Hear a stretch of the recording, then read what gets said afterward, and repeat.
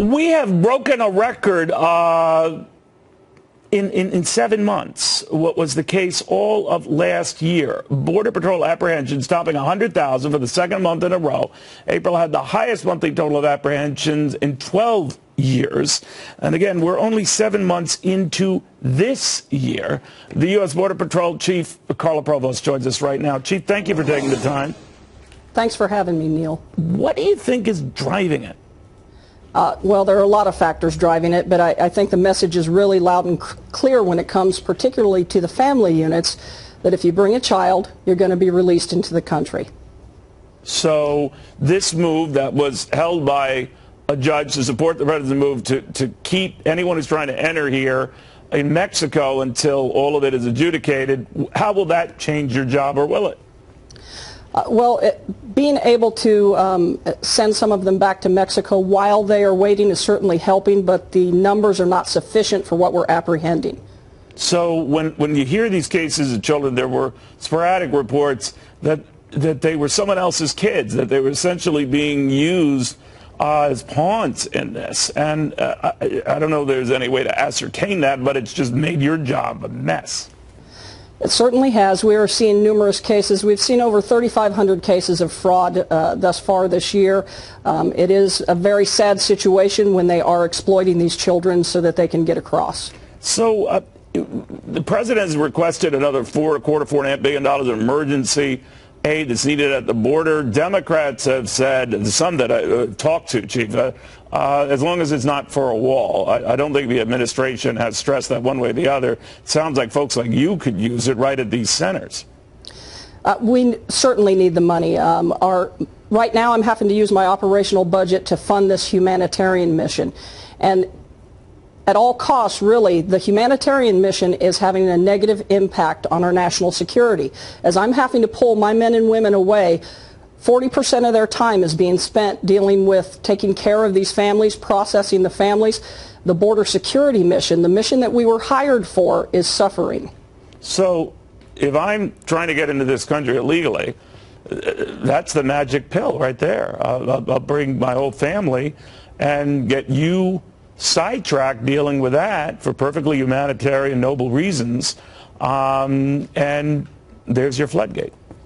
It certainly is. I testified yesterday in front of Congress asking them to act. We've got to stop talking about it. We need action, and we need a fix. We need to be able to detain families together throughout the immigration process, or the numbers are going to continue to increase. I expect that we will surpass 500,000 apprehensions this weekend. Those are just off-the-chart numbers, to your point, Chief. And I'm wondering now if the added element is this family issue, and then the separation of families earlier, that has just complicated things. I mean, you guys are trying to do everything by the book and be fair and decent to everyone, but it just seems like you're overwhelmed. So among some of the ideas I heard, giving you more personnel, would that make a big difference, or what would? Well, we certainly need more personnel. We need a lot more resources across the board, but we need a fix to this. Border Patrol can't do this alone. I need Congress to act. I need them to take care of the situation when it comes to the Flores settlement agreement, allow us to detain families together throughout the immigration process. We just cannot continue with these pull factors that are bringing these huge numbers to our country. But detain those families together, never separating them in Mexico, not the United States. Even if we could detain them in the United States, that would help. But I can tell you my partners at ICE need the beds to be able to hold these individuals as well. Others have suggested just bring down and hire a bunch of judges to deal with all of this, to get the process going, or administrators who could just deal with, you know, just the sheer volume of paperwork involved. We definitely need the judges as well, but there is no way to get through the entire process within the 20 days that we are currently allowed to detain families. So we need Congress to do something to change that. Well, it seems that you've got a crisis at the border. It seems like you've got an emergency at the border. The president, a lot of people were criticized for stating that. It sounds like you unequivocally agree with that. I do unequivocally agree, and it's only getting worse. And not only are we seeing rise in the family groups that are coming across and the unaccompanied children, we're up 23% this year with single adults crossing the border too. So we must maintain the ability to deliver a consequence to that group, or those numbers will skyrocket. That's well put. Chief, that's not a right or left thing. That's just a human decency thing. So we'll see what happens. Thank you for all your hard work and all your people. It's not easy. I can understand getting caught in the middle of all of this. Chief Carla Provost, the U.S. Border. Congress must act to fix our horrible immigration laws. This is crazy what's happening. And what we really need more than anything else, we need the loopholes closed by Congress. It would take 15 minutes. President Trump calling on Congress to fix our broken borders at a rally in Florida last night. The president's comments come as nearly 100,000 people were apprehended at the border in April. That's the highest level since 2007. I'm joined now by Georgia Congressman Rob Woodall. Congressman, thanks for joining us. 15 minutes. What's the holdup? Listen, we've had the president invite folks down to the White House to begin these conversations and can't get folks excited about it. I had my first 2 votes on changing the legal immigration system and ending illegal immigration in 10 years in Congress just this past summer. We've got to bring people together, and we can bring people together. President Trump said in his State of the Union speech he wants to preside over the highest level of legal immigration in American history. And we ought to all agree that breaking the laws is never going to be the right answer. And we have extraordinarily high levels of legal immigration, which I don't think enough Americans even realize.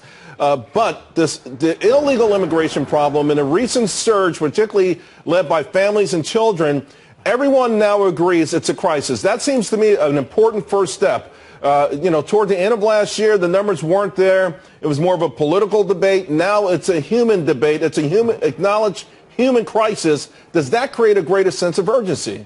Well, I can't tell. It seems to me oftentimes that folks would rather use the human condition as a political issue than actually an opportunity to solve something. I thank you for recognizing that America has the highest level of legal immigration of any nation on the planet. That's important because when we have this illegal immigration conversation, depending on which side you're on, folks paint it as do you care or do you not.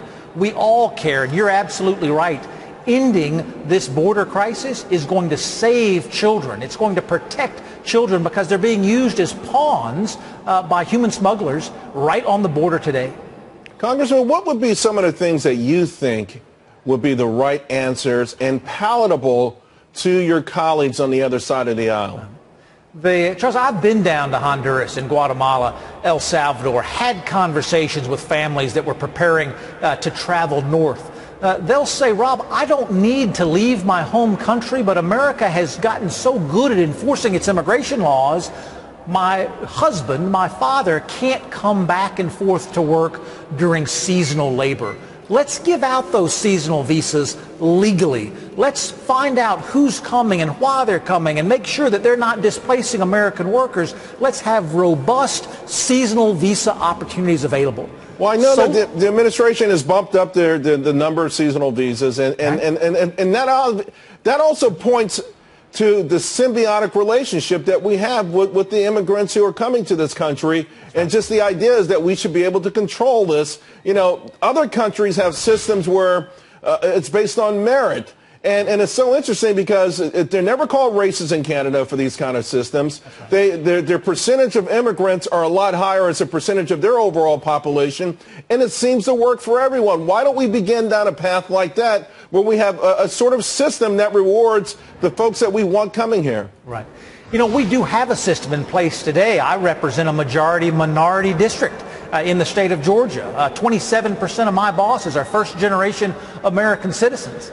Many of them have come to the country legally on a visa, and they're still in a 10-year, 20-year, 30-year line to become a United States citizen.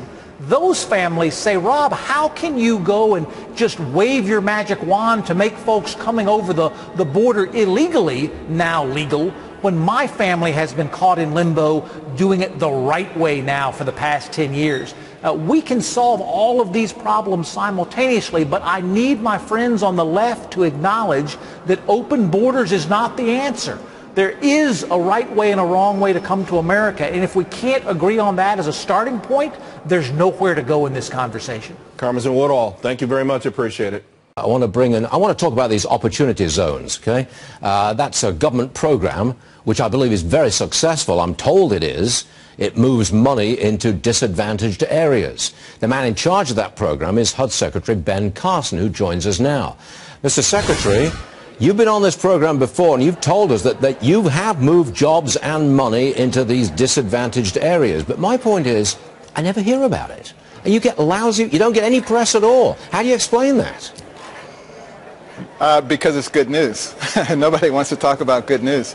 But the fact of the matter is these opportunity zones present an opportunity for people who have experienced tremendous economic advantages to now put that into these places that have traditionally been neglected. Okay. And there's no reason that they wouldn't continue to be neglected, except that now we have this long-term incentive to invest in them and make sure that they're successful. Now, can you quantify this success? Can you say how many jobs were created? How much money flowed in? Can you do that?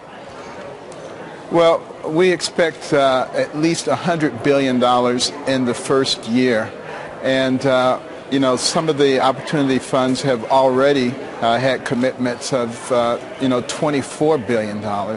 And it's coming in tremendously. I've been to a number of places and looked at the development that's going on there. I was in St. Louis recently. An old abandoned foundry was the nidus for the development. There was a lot of heavy equipment there. They're building entertainment. They're building affordable housing. They're building grocery areas. All of these things are multiplying very quickly. Another area that I went to in Mississippi, they were building housing for the people who are coming in there for the jobs. So it's a domino effect that's occurring. And interestingly enough, we are finding ways to incentivize people. The President's Opportunity and Revitalization Council and the FHA is announcing today that we have a new incentive package coming out which will encourage multifamily owners to invest in developments within the opportunity zones because they will get a reduction in their application fees, also known as the exam fees, which will be substantial. Mr. Secretary, here's something contentious, and I think it will get a lot of media coverage. Your department's looking into ways of getting illegal immigrants out of public housing. I believe you're looking at that. It is contentious. How are you going to do it? Well, first of all, we have a long list of people. We can only serve right now 1 in 4 of the people who are looking for assistance from the government. And I'm talking about legitimate American citizens. So obviously we want to get those people taken care of. And we also want to abide by the laws. Now, if we want to have laws that say we take care of people who are not American citizens, then the legislators need to get together and they need to go ahead and make that law. But until that time, we need to abide by the laws of the land. Mr. Secretary, Ben Carson, thanks for joining us, sir. Always good to have you on. Thank you. Come and tell us the good news again, okay? Ben Carson, thank you very much indeed.